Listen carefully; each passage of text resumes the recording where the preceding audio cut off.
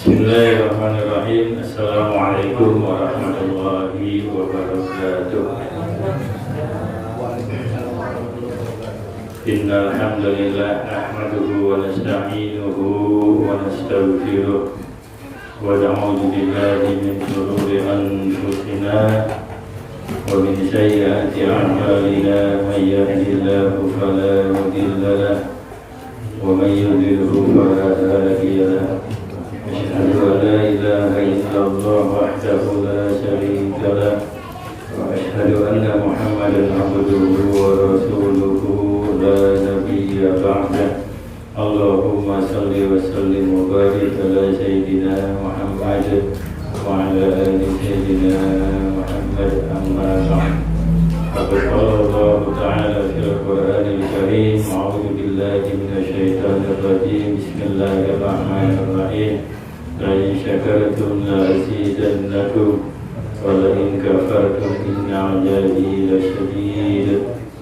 وقال النبي صلى الله عليه وسلم: اقرأوا القرآن فإنه يأتي يوم القيامة شفيعا لأصحابه. Sadaqallahul azim. Bapak Khusus yang sama-sama kita hormati, kita muliakan Bapak Kohmati Hamid. Mudah-mudahan beliau selalu sehat walafiat, panjang umurnya dalam taat kepada Allah dan Rasulnya. Amin ya rabbal alamin.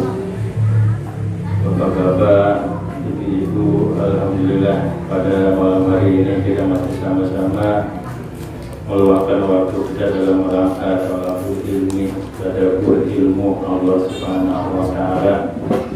Kita mencoba mempelajari ayat per ayat dari firman Allah yang tertulis di dalam Al-Qur'anul Karim. Mudah-mudahan kita duduk di sini, kita berkumpul di sini sebagai silaturahim kita sesama muslim. Yang kedua sebagai implementasi kita, ya, membuktikan bahwa kita seorang muslim dan muslimah yang menjalankan perintah agama, yaitu menuntut ilmu. Menuntut ilmu itu perintah agama, ya. Sekali lagi, menuntut ilmu itu perintah agama, hukumnya wajib. Kalau pinter, hukumnya enggak wajib. Yang wajib itu menuntut ilmunya.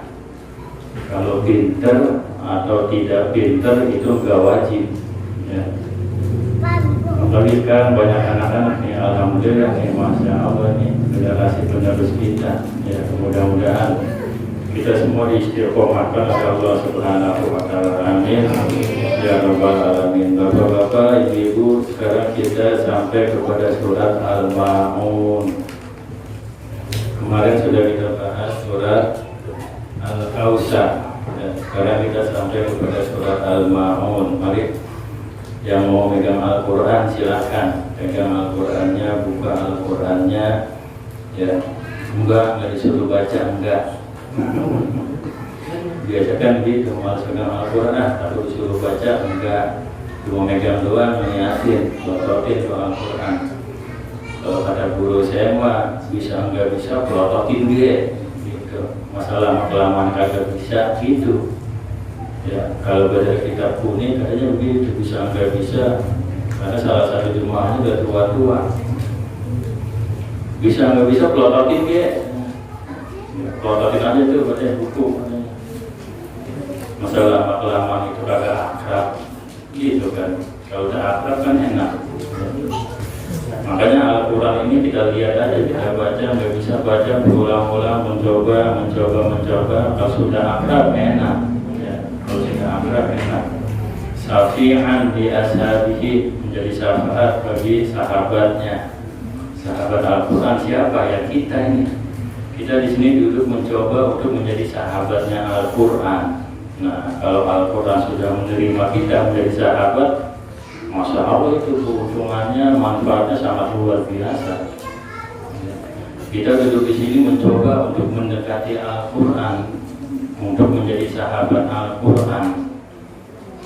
Kalau Al-Quran sudah bahasa sekarang ya, sudah kalau minta pertemanan di Facebook, apa namanya, kita kalau minta pertemanan kemudian saya bilang ada bacaan konfirmasi di kontrol. Karena kita sedang mencoba untuk minta pertemanan dengan Al-Quran. Ya, kita usaha terus. Al-Quran mau nggak? Ya pasti mau. Karena Al-Quran itu tergantung kita. Al-Quran itu tergantung kita, sama dengan Allah. Allah itu tergantung kita. Kita mendekati Allah dengan berjalan pelan-pelan, Allah lebih cepat jalannya kepada kita. Kita mendekati Allah jalan cepat, Allah mendekati kita dengan berlari. Kita mendekati Allah dengan berlari, Allah lebih cepat lagi larinya. Itu bahasanya seperti itu. Ya, Al-Quran pun sama seperti itu. Ya. Mari sama-sama kita mencoba, kita tadabburi surat Al-Ma'un dengan keterbatasan ilmu saya. A'udzubillahi minasyaitonirrajim. Bismillahirrahmanirrahim. Ara'aital ladzi yukadzibu biddin, fadzalikal ladzi yad'ul yatim wa la yahuddu 'ala ta'amil miskin. Fawailul lil musallin alladzina hum an sholatihim sahun alladzina hum yura'un wa yamna'unal ma'un. Alhamdulillah banyak yang ikutin ya, bagus ya, seperti itu.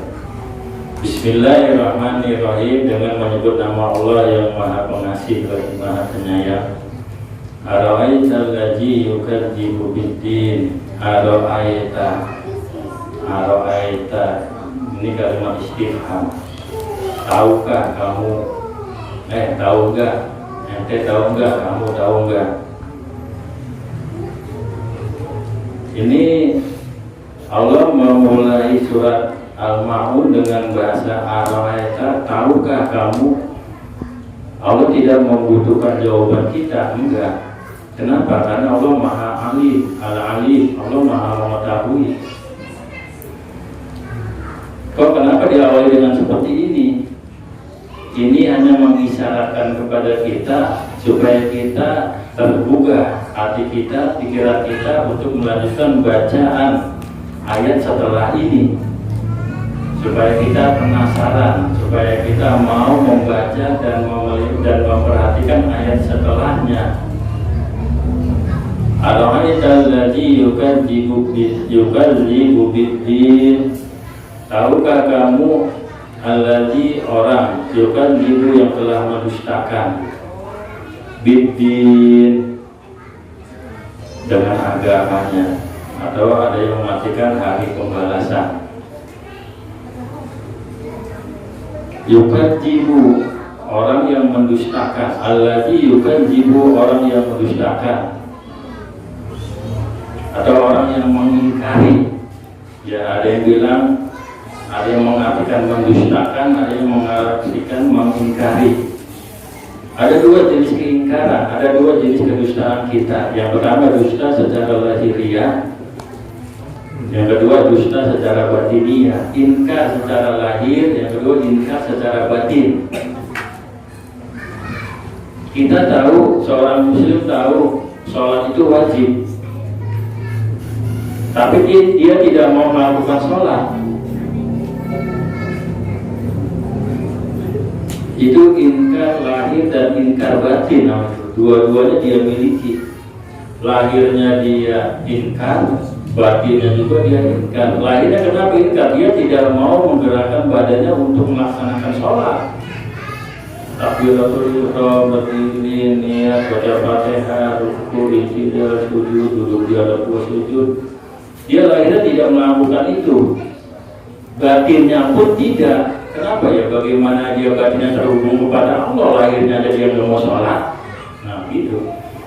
Kalau dia tidak mau sholat, padahal sholat itu wajib, dia cuek baik, mendengar ajan dia cuek baik, itu dia ingkar lahir batin. Ya. Ingkar.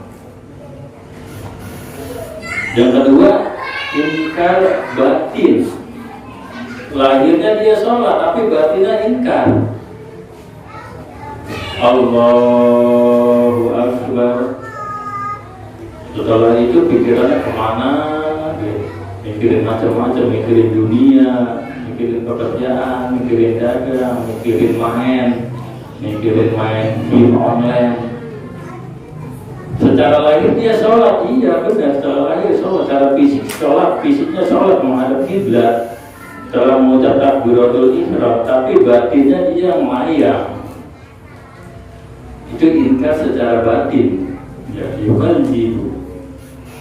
Ya, jadi tahukah kamu orang yang menistakan bidin, ya, hari pembalasan terhadap agamanya. Jadi surat Al-Mulk ini menceritakan tentang sifat-sifat orang yang dusta terhadap agamanya, orang-orang yang dusta terhadap hari pembalasan. Jadi pertanyaan yang mengawali ayat ini pertanyaan yang tidak membutuhkan jawaban kita. Kenapa? Karena awal itu maha alim, maha mengetahui. Ini hanya sebatas rangsangan kepada kita untuk membaca ayat-ayat setelahnya. Siapa sih, bikin kita penasaran. Nah gitu ya, siapa sih orang yang mendustakan agamanya, yang mengingkari agamanya sendiri. Dia beragama Islam, KTP-nya Islam, tapi dia ingkar terhadap agamanya sendiri. Fadzalika alladzi yad'ul yatim. Fadzalika, maka dia itulah alladzi, orang-orang yad'ul yatim, yang menghardik anak yatim. Nah ini ada anak yatim dicuekin, enggak diurus. Nah sekarang anak yatim itu yang bagaimana sih? Ya mungkin engkau aja anak yatim ya, yatim tapi enggak. Karena anak yatim itu gimana? Kalau menurut agama anak yatim itu orang yang ditinggal mati oleh bapaknya dan anak tersebut masih belum balik. Nah itu kategori anak yatim. Kalau dia sudah balik itu tidak termasuk anak yatim dalam kategori agama itu, pengertian agama. Jadi anak yatim itu ada anak yang ditinggal mati oleh bapaknya dan dia masih kecil belum balik. Ya. Balasan balik itu bagaimana ya? Balasan balik itu fluktuatif, tergantung kitanya. Bahkan di dalam hadis yang lain diterangkan bahwa masa balik itu putus ketika dia telah menikah. Selama dia belum menikah, belum balik, apalagi masih seperti anak-anak ini nih, Masya Allah, itu kita berkewajiban untuk mengasuhnya, mendidiknya. Akan tetapi kalau sudah dewasa, sudah balik, sudah tahu, sudah tamyiz, membedakan mana baik, mana buruk, taruhlah usia 20 tahun, 25 atau sudah menikah, itu kategorinya bukan anak yatim lagi. Ya, menurut agama anak yatim itu anak yang ditinggal mati oleh bapaknya dan dia belum balik, masih anak-anak. Nah, posisi anak seperti itu kita berkewajiban untuk memeliharanya, untuk menyayanginya. Ya. Bahkan Nabi kita Muhammad SAW dia kan pernah bersabda, antara aku dan anak yatim itu sangat berdekatan. Bahkan aku terhadap orang yang mengurus dan yang menyayangi anak yatim seperti dua jari ini, jari telunjuk dan jari tengah nanti di surga. Telunjuk tengah kan sangat berdekatan, tapi telunjuk kan jari tengah. Ya. Antara aku dan orang yang menyayangi anak yatim, yang mengurus anak yatim seperti dua jari ini nanti di surga, berarti tidak terpisahkan. Ya karena Nabi Muhammad sendiri anak yatim, gitu ya. Jadi orang yang menghardik anak yatim, tidak mengurus anak yatim itu termasuk yang pertama orang yang mendustakan agamanya sendiri. Sekarang kan kita beda. Kita kalau mengurus anak yatim dilihat tuh, wah duitnya banyak nggak ya, peninggalannya banyak nggak, orang kaya orang miskin gitu. Padahal ajaran Islam tidak seperti itu. Siapapun itu kalau anak yatim itu diperintahkan untuk mengasuhnya, mendidiknya. Ya. Bahkan ketika Nabi Muhammad lahir pun, yang pernah kita bahas beberapa bulan yang lalu, itu kan ada kebiasaan masyarakat Arab, itu diasuh oleh orang luar. Bahkan tidak ada awal yang mau mengasuh Nabi Muhammad. Kenapa ya? Karena berasal dari keluarga ekonomi kelas rendah. Akhirnya ada yang mau Halimatus Sa'diyah, maka ketika diasuh oleh Halimatus Sa'diyah luar biasa tuh. Kehidupan Halimatus Sa'diyah sangat luar biasa. Perekonomiannya dari segi perekonomiannya meningkat drastis. Ya, meningkat drastis. Yang tadinya kambingnya, ontanya tidak pernah bunting, tiba-tiba melahirkan anak banyak. Ya, pertaniannya subur makmur karena dia mengasuh Nabi Muhammad. Sama, itu gambaran kita kalau kita mengasuh anak yatim. Kalau kita dengan ikhlas mengasuhnya, kemungkinan seperti itu, perekonomian kita akan luar biasa. Sama kan seperti sodako. Kalau kita sodako mengeluarkan duit 1.000, 2.000, 5.000, 10.000, itu kan hakikatnya kita kan apa ya? Memancing, menabung. Kalau kita sodako 10.000, tidak hilang 10.000, itu bahkan menambah. Bisa 10, bisa 100, bisa 700, bahkan lebih dari itu kalau mau menghendaki. Wallahu yudha'ifu liman yasha' dalam Al-Quran. Masalul ladzina yunfiquna amwalahum fi sabilillah kamathali habbah dalam Al-Quran. Seperti bulir yang tumbuh 100, bisa 700, bahkan ditambah oleh Allah buahnya, bulirnya. Padahal jika lagi ya doa yatim, yang pertama orang yang mendustakan agama itu orang yang mengabdi anak yatim. Yang kedua wala yaquddu ala ta'amil miskin, wala yaquddu, dan tidak menganjurkan dirinya atau terhadap orang lain ala ta'amil miskin, untuk memberi makan orang miskin. Dirinya tidak dianjurkan untuk memberi makan orang miskin, orang lain pun tidak dia anjurkan. Coba perhatikan bahasanya. Wala yaquddu ala ta'amil miskin, dan dia tidak menganjurkan memberi makan orang miskin. Tidak menganjurkan, bukannya tidak memberi makan, beda ya. Tidak menganjurkan itu maksudnya dia tidak menyuruh pun tidak, untuk dirinya sendiri. Aduh, kesian banget sama orang, belum makan udah 2 hari 2 malam. Saya mau beli, saya juga sama nggak punya. Saya punya temennya, tolong dong dia kasih uang buat makan. Nah itu menganjurkan tuh. Itu menganjurkan. Ini bahasanya menganjurkan, bukan memberi. Ya. Artinya apa? Artinya jika kita tidak mempunyai ekonomi atau keterbatasan ekonomi, kita pun mempunyai kewajiban untuk menyuruh orang lain untuk menyantuni, untuk kasih sodako. Nah itu, jika kita secara ekonomi kita lemah, tidak punya uang umpamanya, kita pun dianjurkan oleh agama untuk menyuruh siapapun itu yang mempunyai kelebihan ekonomi. Ada orang kaya, Pak, mohon maaf, tetangga kita ada yang miskin nih. Udah kategorinya fakir miskin, beda ya, antara fakir miskin beda. Lebih parah mana ya coba? Lebih pada fakir. Maka dalam surat At-Taubah itu innamas shadaqatu lil fuqara wal masakin. Fuqara dulu, fakir dulu yang disebut, baru miskin.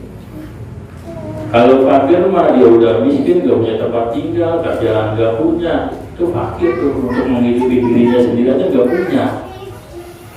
Kalau miskin itu dia masih punya rumah real, umpamanya gaji dia masih punya, tapi gajinya tidak bisa mencukupi kebutuhan dia sehari-hari, itu kategorinya miskin. Kalau fakir nggak punya apa-apa udah. Ya.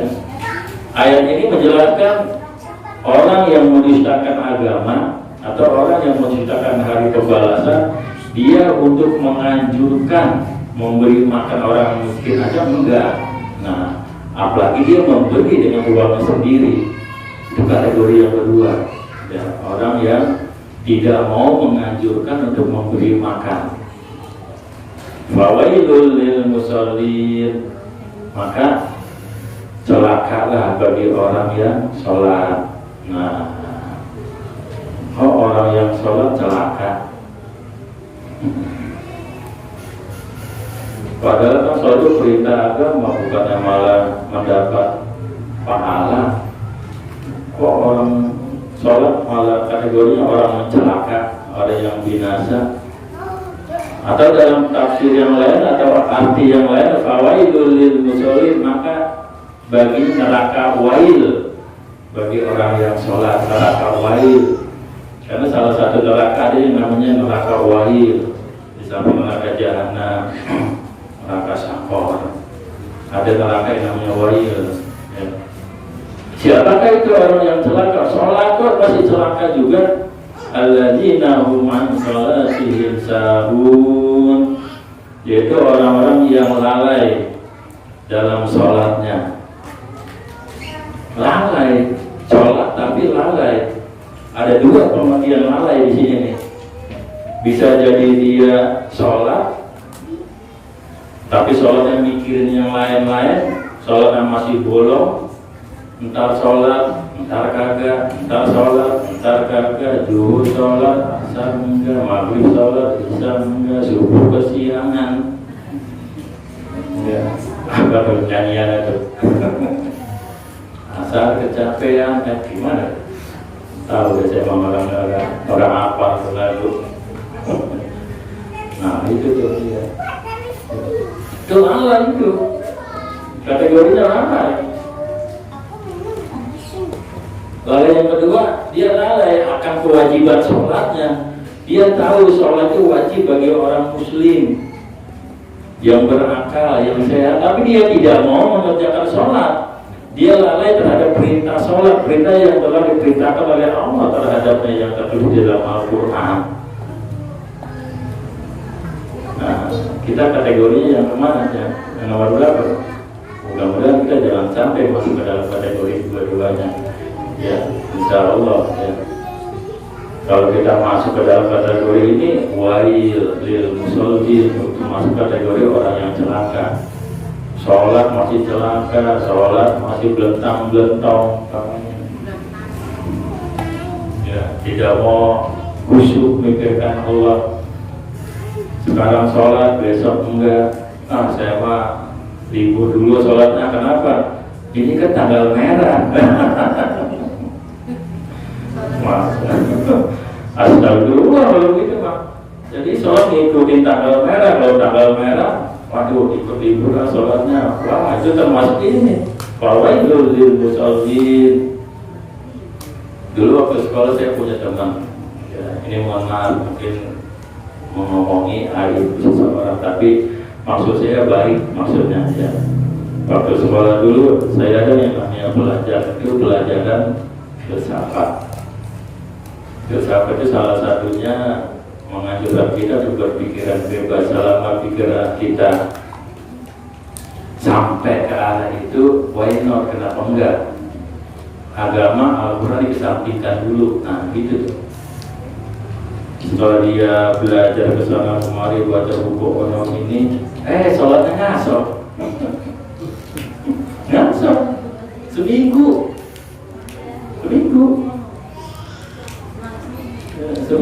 ngaso. Begitu ditanya, nanti kenapa nggak sholat? Makasih sholat kan menyembah yang kagak ada gitu katanya. Dan pikiran kita harus mencerna yang masuk akal aja, bisa terlihat, yang bisa terjangkau oleh pikiran kita. Sementara kan Allah tidak terjangkau. Kalau kita mencari kan nggak boleh tafakkaru fi khalqillah wala tafakkaru fi dzatillah. Karena dengan berbagai macam cara, banyak maksiat, termasuk saya juga sempat komunikasi dengan dia, akhirnya dia insaf lagi, sadar lagi. Alhamdulillah jadi sholat lagi. Itu seperti itu. Iya, menceng akidahnya sebentar, ya, tapi dia alhamdulillah balik lagi. Ya. Alladzina hum an sholatihim sahun, alladzina hum yura'un.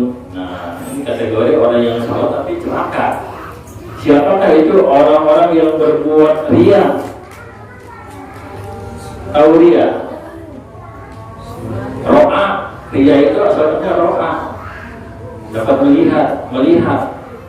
Orang sholat, dia sholat tapi ingin dilihat oleh orang lain, ingin dilihat oleh temannya, ingin dilihat oleh mertuanya, ingin dilihat oleh mantunya, ingin dilihat oleh anaknya. Malu, Pak, anak gua sholat, rajin masuk gua enggak. Nih, Tom, lihatin bapak juga sholat nih. Aduh, tetangga gua pada sholat, gua sholat aja musuh. Allah, wajib dulu. Dalam hatinya, wah, gua hebat nih, lihatin gua sholat nih. Itu kategorinya dia. Ya, kategorinya dia. Padahal kalau nggak ada orang dia nggak mau sholat. Di rumahnya coba lagi sendirian. Biasa kan yang rajin ke masjid itu maghrib, isya, subuh yang kira-kira banyak jamaahnya. Kalau zuhur sama asar kan biasanya sedikit, di rumah aja. Lah kagak sholat. Tapi kalau giliran maghrib yang lain pada ke musola, ke masjid, dia ikutan ke masjid. Kenapa? Pengen dilihat bahwa gue juga sama orang yang sholat. Fawailul lil musallin itu kategorinya celaka. Walaupun dia sholat tetap kategorinya celaka. Kenapa? Karena dia pengen dilihat oleh orang. Padahal kan jelas inna sholati wa nusuki wa mahyaya wa mamati lillahi rabbil alamin. Jelas itu bukan karena manusia, bukan pengen dilihat manusia, bukan. Ya. Wa yamna'unal ma'un, dan enggan menolong dengan barang yang berguna. Dia punya barang tidak mau menolong.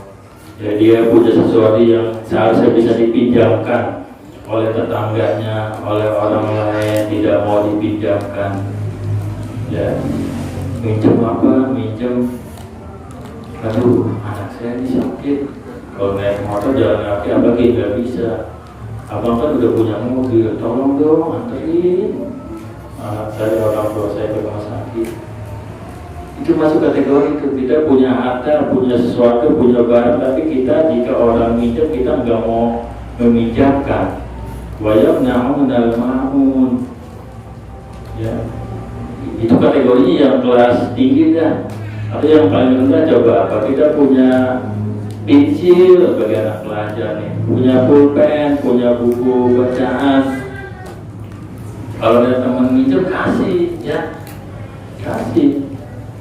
Itu kategori seperti itu. Karena kalau kita meminjamkan barang yang berguna, yang bermanfaat bagi orang lain, bukan orang lain itu aja yang tertolong, yang dapat menyelesaikan pekerjaan, kita pun kebahagiaan, kebaikannya, pahalanya. Nah itu tuh enaknya tuh kalau kita berbuat baik.